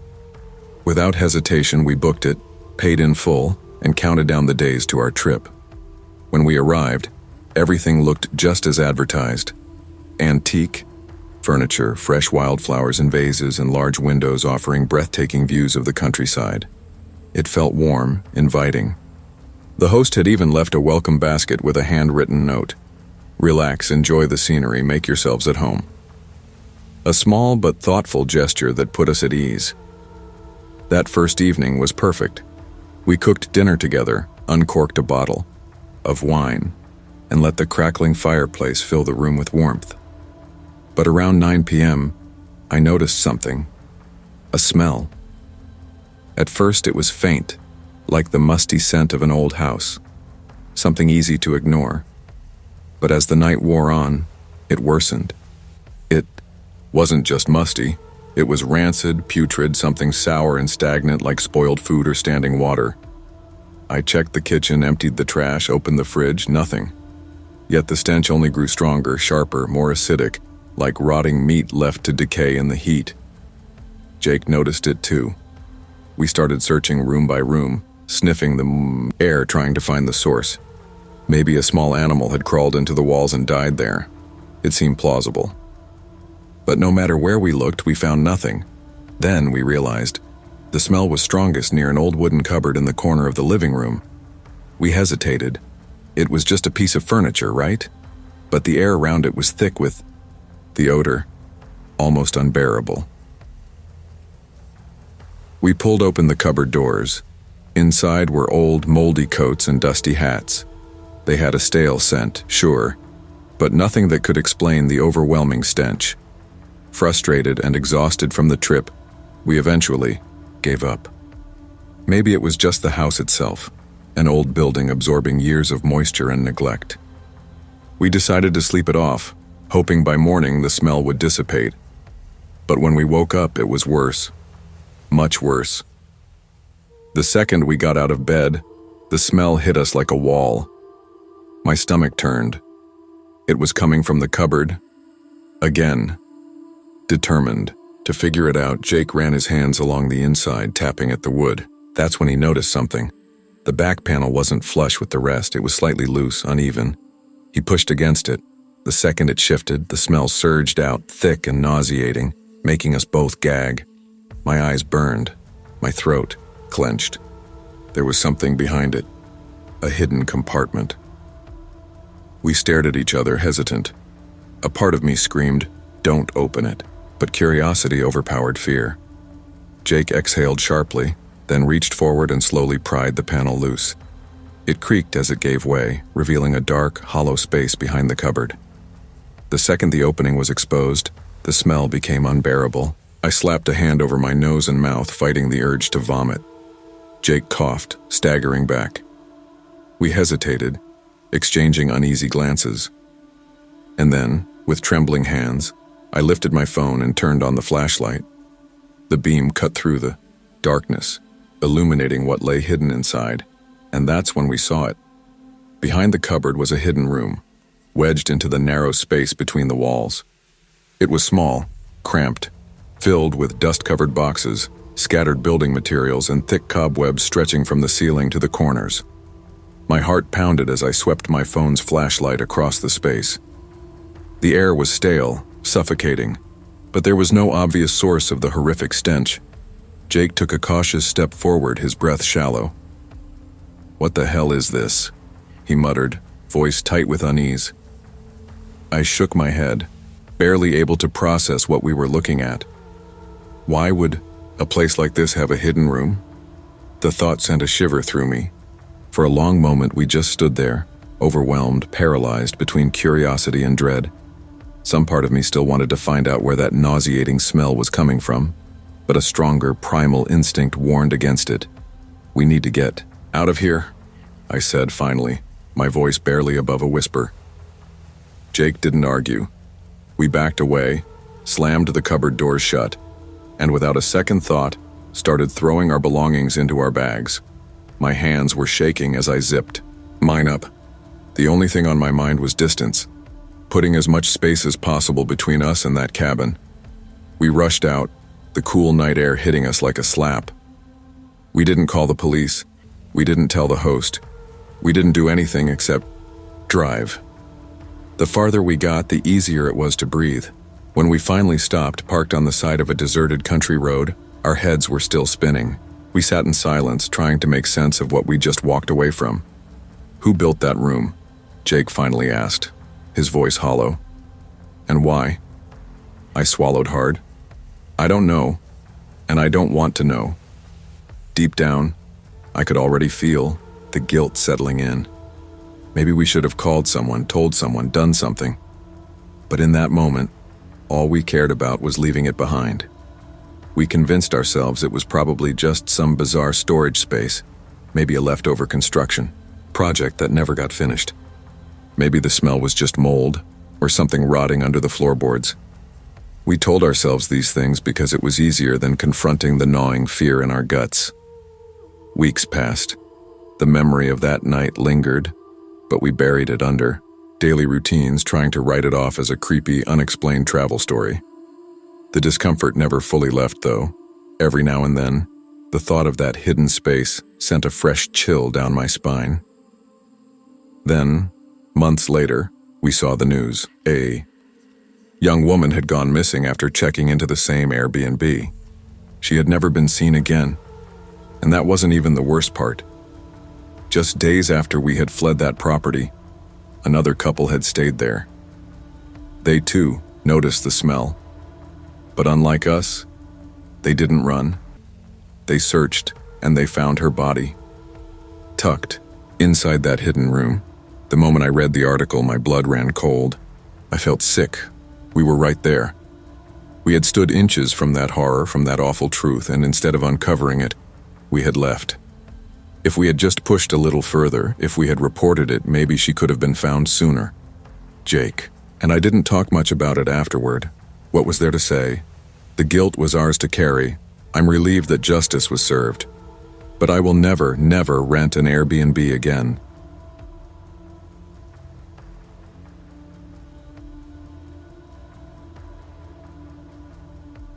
I had been running an Airbnb for several years. It wasn't a big place, just enough to accommodate 2 or 3 people, but the location made it a gold mine. Nestled in a quiet, upscale neighborhood near Miami Beach, it was the kind of spot that people booked without hesitation. Business had been steady, but after the pandemic, once life started returning to normal, I saw a surge in reservations. To be honest, I didn't mind. The extra income was nice, and my usual guests were young groups looking to party. That came with its own set of headaches, occasional noise complaints, a broken lamp here and there, but nothing I couldn't handle. Then a few weeks ago I got a request from an older couple. Not my usual clientele, but they just wanted a peaceful getaway. No parties, no trouble. Sounded like a nice change of pace. I had little interaction with guests unless they needed something. The couple checked in smoothly and I went about my business. On the second night of their stay, I was at my girlfriend's apartment, halfway through dinner, when my phone buzzed. A message from the couple. There's a leak in the water heater. That caught me off guard. I prided myself on keeping the place in perfect shape, regular maintenance, double-checking things before handing over the keys. The idea of a leak, especially when there had been no issues before, didn't sit right with me. I sighed, put my fork down, and told my girlfriend I had to go take care of it. She gave me a knowing look. Hope it's not a disaster, she joked. Me too, I muttered, grabbing my keys. When I pulled up to the house, something immediately felt off. There were 2 cars in the driveway. The couple had only arrived in one. Had they invited guests? That wasn't allowed. But I wasn't in the mood to police them. Maybe it was nothing. I knocked lightly and let myself in. The husband was waiting near the door, his expression unreadable. Thanks for coming, he said flatly. The heater's in the garage. Yeah, no problem, I replied, forcing a polite smile. The garage light flickered as I stepped inside, and the air smelled faintly of damp metal. I crouched near the water heater, running my fingers along the pipes. The leak wasn't serious, just a loose bolt. Nothing was broken. As I reached for my wrench, my hand froze. There, resting on the heater, was one of my keys. My stomach knotted. How the hell had it gotten there? I kept my face neutral, but my mind raced. I knew every key on my ring. I had a set for everything. Main door, storage, garage, even a couple of spares. I never left them lying around, especially not in the garage. The husband just stood there, watching me, not saying a word. A cold unease slithered down my spine. I tightened the bolt and forced a chuckle. There, shouldn't give you any more trouble. Enjoy the rest of your stay. But he didn't move. Didn't even blink. Then, after a long beat of silence, he said, Actually, would you mind taking a look at something else? My pulse ticked. Sure, I said hesitantly. What's wrong? There's a weird issue with a cable in the guest room, he said. His voice was even. Too even. I swallowed the lump in my throat and followed him down the hall. The air inside the house felt thick, like it was pressing down on me. The wife was nowhere in sight. When we reached the guest room, he pointed to the nightstand. There, half hidden behind it, was an exposed wire. It wasn't anything serious, barely noticeable. Still, I crouched down to check it, if only to get this over with. But as I moved closer, something else caught my eye. Another key, one of mine, resting neatly beside the nightstand. The cold prickle at the back of my neck returned, sharper this time. I turned my head slowly, suddenly hyper-aware of the silence. The husband was still standing there, just watching and smiling. I looked up and the hallway was swallowed in darkness. The only light came from the dim glow of a nearby lamp, casting long, shifting shadows across the walls. The tenant, standing just behind me, gestured toward the stairs. Go ahead, he said softly. Something in my gut twisted. Every instinct screamed at me to turn around to leave, but I hesitated, just long enough for logic to overrule fear. Maybe I was overreacting. Maybe this was just an electrical issue, nothing more. So against every warning blaring in my mind, I stepped onto the stairs. With each footfall, the wooden steps creaked beneath me, the sound unnervingly loud in the silence. The air was heavy, thick with something I couldn't name. Halfway up, I felt it, the distinct sensation of being watched. I reached the top step and stopped cold. A shadow stood at the end of the hallway, motionless. The dim light wasn't enough to make out details, but something about its shape was deeply, fundamentally wrong. Then I noticed it. Something dull, yellow near the figure's hand. My pulse hammered in my ears. I leaned forward slightly, just enough for my eyes to adjust. A lever. Nope. A crowbar. Every muscle in my body locked. A slow, crawling dread slithered down my spine. I have to go, I stammered, feeling the sweat pooling at my back. I turned quickly, forcing my legs to move, waiting for the man behind me to stop me, to say something, to do something, but he didn't. He just stood there watching. By the time I reached my car, my hands were shaking so badly that I fumbled with my keys. I barely managed to start the engine, my breaths coming short and fast. Then, with adrenaline still surging through me, I grabbed my phone and dialed 911. No way in hell was I going back in there alone. By the time the police arrived, the house was eerily quiet. Too quiet. I waited outside as they searched the place. Minutes stretched into what felt like hours before one of the officers came back out, his face a mask of confusion. "There's no one here," he said. I blinked. What? The couple. No sign of them. No bags, no clothes. It's like they were never here. That didn't make sense. I had just seen them. They had to be inside. I stepped past the officer, my legs unsteady as I walked back in. The house looked normal, but not quite. A vase, one my mother had given me, lay shattered on the floor, shards scattered like broken teeth. And then, the final detail that made my blood turn to ice. The television was gone. Not just moved. Gone. I barely registered the officer's voice as he spoke again. "Are you sure about what you saw?" I opened my mouth, but no words came out. Because, no matter how much I tried to explain it, there were 3 questions that haunted me. Questions I knew I'd never get answers to. Who were they really? Who was the figure at the top of the stairs, and most terrifying of all? What would have happened if I had gone up just a little further? Even now, when I let myself think about it for too long, a shiver runs down my spine. That was the last night I ever rented my house as an Airbnb. Some risks just aren't worth taking.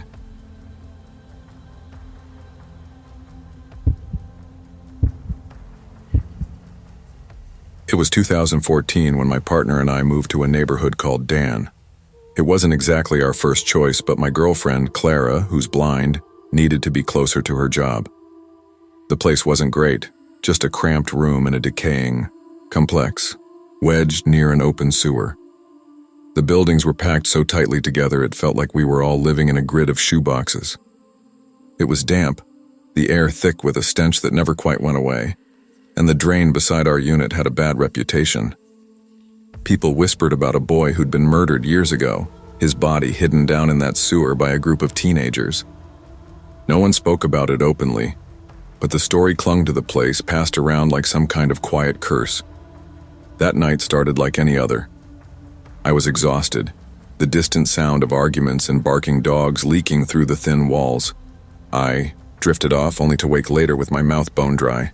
Clara was fast asleep beside me, so I reached for the water bottle we kept by the bed, empty. I sighed and got up, stepping barefoot onto the cold floor. The air was heavy, unusually still. Outside, the courtyard was quiet, save for the occasional scuffle of feet from one of the neighboring rooms. I made my way toward the tap in the back corner beneath a dim, flickering bulb. As I filled the bottle, I heard something, a whisper, low and struggling, like someone was choking on their own breath. At first, I dismissed it as the usual nighttime arguments. There was a girl, Elanis, who lived a few doors down. She fought with her boyfriend constantly, and their screaming matches were practically routine. But this sounded different, more like someone gasping between words. The dogs in the yard stood still, all facing the same direction, the main exit, their ears pricked, their bodies stiff. Then they started to growl, low and fearful, like they knew something was there. Something told me to stay put. But another part of me, some gnawing, irrational instinct, urged me forward. I stepped closer to the window near the exit, peering outside. The street was empty. Nothing moved. Just as I was about to turn back, I heard it. Footsteps behind me. Slow. Deliberate. A perfect mirror of my own steps. The dogs backed away, their growls turning into soft, pitiful whimpers. My throat tightened. Every part of me screamed to move. So I did. I bolted across the patio, gripping the water bottle so tightly my knuckles went white. The footsteps behind me weren't just following anymore, they were chasing. They grew heavier, pounding against the ground with purpose, closing in fast. My lungs burned, my chest tightened. The door to our room was just ahead, almost there. Didn't dare look back. The moment I reached it, I threw myself inside, slamming it shut behind me. Clara stirred. "What's wrong?" she mumbled, still half asleep. I couldn't answer. I could barely breathe. My heart pounded so violently I thought it might burst. I sat there wide-eyed and shaking, long after she drifted off again. Morning came, and I was still sitting on the bed, gripping the water bottle like a lifeline. Then, 3 sharp knocks at the door. I hesitated before opening it. It was our neighbor, an older man with tired eyes. He looked at me, his expression unreadable. "Who was chasing you last night?" he asked. I stared at him. My mouth went dry all over again. Before I could respond, another voice spoke. The lady from upstairs. She hardly ever came down unless there was trouble.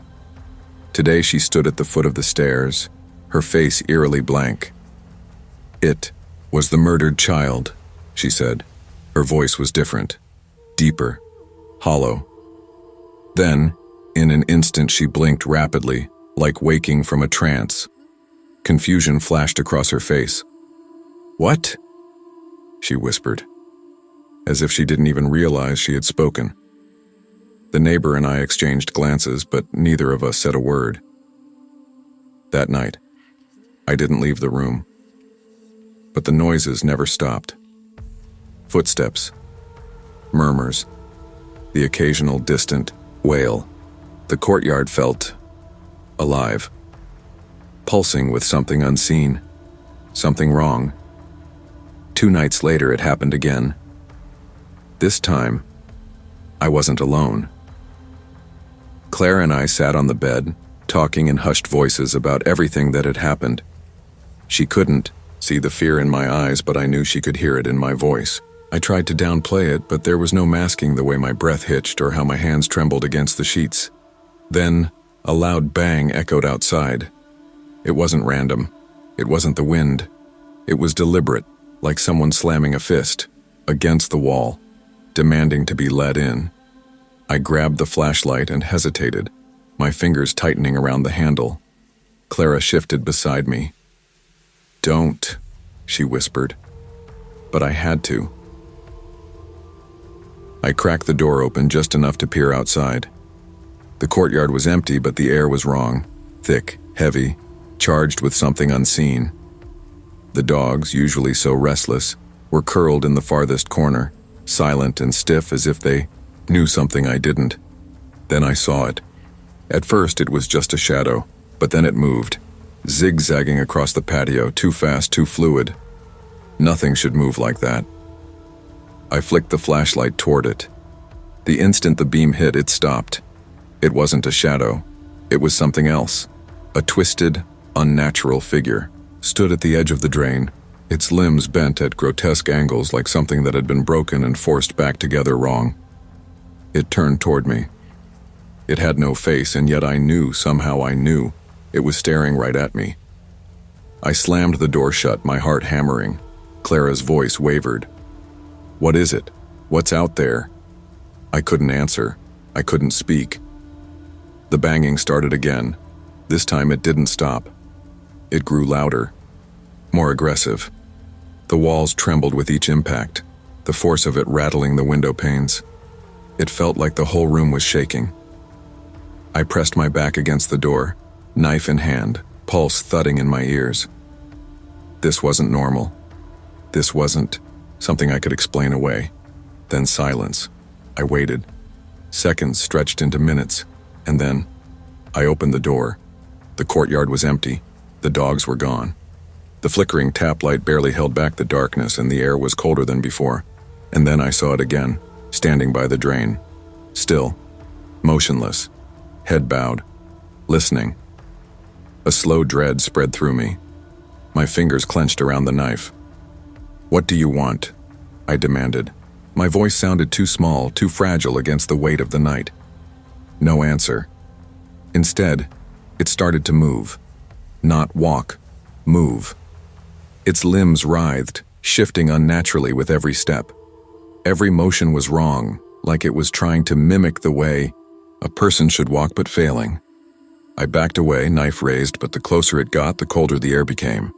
My breath turned to mist. My chest tightened as if something unseen was pressing down on it, forcing the air from my lungs. I lashed out, swinging the knife in desperation. It went through, like smoke. For a brief moment, I thought it wasn't real. But then, I felt it. Something grabbed me. And then, nothing. I woke up on the cold floor, the knife still clenched in my hand. Clara was calling my name, her voice thick with worry. She said she'd heard me scream, but when she searched for me, I wasn't there. It was like I had disappeared, and that wasn't the strangest part. The old woman upstairs, the one who had whispered about the murdered child, was gone. Not just gone, vanished. No one had seen her leave, no bags, no signs she had ever lived there. When we asked around, the neighbors exchanged uneasy glances, but no one had an answer. A few days later, workers came. They poured cement over the drain without a word, sealing it off as if it had never existed. No one questioned it. No one objected. It was as if everyone just knew it needed to be done. 2 months later, Clara and I moved. Our new place was small but better, somewhere with solid walls and cleaner air. The room by the drain stayed empty. The stories about the child faded into murmurs, swallowed by time. But I haven't forgotten. I can't forget. Because sometimes late at night when the world is quiet and the shadows grow long, I hear them again. The footsteps, heavy, slow, chasing me. And every time I hear that sound, the air turns cold and I find myself staring into an abyss I can never truly leave. Because some curses don't die, they just linger, waiting.